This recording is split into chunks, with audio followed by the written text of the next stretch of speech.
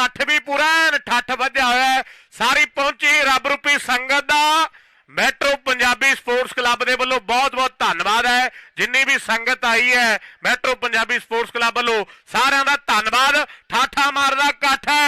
आ पिंडरा वाले पिस्टल की पई हुई रेड ते अवैस किंग की कोशिश मुकाबला सख्त दोनों खिडारियों के दरम्यान लग्या पे जोर।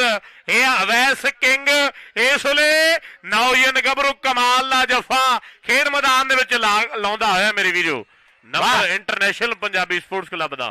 अवैस ही बहुत बड़ा योगदान है।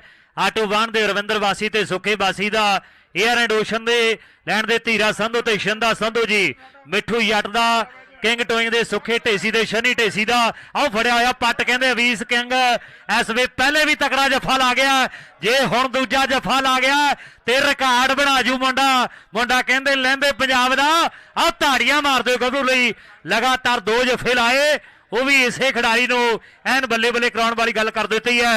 देखो बिनक साहब लिखिया लाइना गुरप्रीत ते भी थोड़ी कलम दी गल्लां वखरिया कराउंदी आ। ओ वेखिए नौजवान खेड मैदान दे विच लैंदे पंजाब दा अवैस कंग सिरा लाउंदा बाई दस साजी शकरपुरिया फिर कबड्डी पाउण दे लई इंटरनेशनल दी टीम दा हुण वेखना भी कौन जाफी लाउंदा जफा।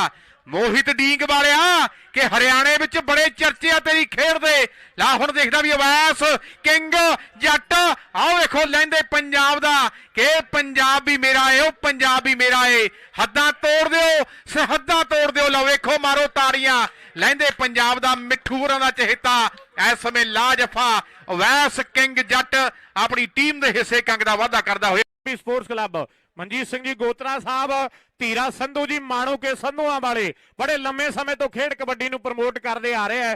धीरे संधू उन्हां दा विशेष तौर ते धन्नवाद है। सामने नौजवान काले दी पई हुई कबड्डी हुण कौन बल्ले बल्ले करवाउंदा उस्ताद जी करो सब्त मुंडे दी आओ बल्ले बल्ले बल्ले बल्ले चप्पा चप्पा चप्पा चरखा चलदा होया।